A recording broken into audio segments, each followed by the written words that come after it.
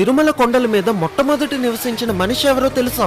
1000 ఏళ్ల క్రితమే స్వామివారికి అభిషేకం చేయడం కోసం 8 కిలోమీటర్ల పాటు నడుచుకుంటూ వెళ్లి పాప వినాశనం నుంచి నీళ్లను తెచ్చేవాడు తిరుమల నంబి. అలా ఒక రోజు నీళ్లను తెస్తున్నప్పుడు ఒక వేటగాడు వచ్చి బాగా దాహం వేస్తుంది, నీళ్లను ఇవ్వమని అడుగుతాడు. కానీ ఇవి స్వామివారి అభిషేకంకి తీసుకువెళ్తున్నాను అని ఇవ్వకుండా వెళ్ళిపోతాడు. దాంతో ఆ వేటగాడు తన వెనకే వెళ్తూ బాణంతో ఆ కుండకి కన్నం పెట్టి దాని నుంచి వచ్చిన నీళ్ళని తాగుతాడు. అయితే గుడి దగ్గరికి వచ్చినప్పటికీ నీళ్లు లేవని చూసుకొని నంబి చాలా బాధపడుతూ ఉంటాడు. దాంతో ఆ వేటగాడు పక్కనే ఉన్న ఒక కొండ మీదకి తన బాణాన్ని వేసి ఒక జలపాతాన్ని తెప్పిస్తాడు. ఇంకా ఇప్పటి నుంచి స్వామివారి అభిషేకానికి కావలసిన నీళ్ళని ఇక్కడి నుంచే తీసుకురా అని చెప్పి మాయమైపోతాడు. ఆ జలపాతమే ఇప్పటికీ ఉన్న ఆకాశగంగ. అయితే వేటగాడు రూపంలో వచ్చింది స్వయంగా వెంకటేశ్వర స్వామి. ఇంకా ఆ నీళ్లు తీసుకువచ్చిన తిరుమల నంబి ఆ గుడి పక్కన ఒక చిన్న ఇల్లుని కట్టుకొని మొట్టమొదటి తిరుమల నివాసి అయ్యాడు. మీకు తిరుమల దర్శనం ఎన్ని గంటలు పట్టిందో కామెంట్ చేసి అందరూ చెప్పండి. గోవిందా గోవిందా.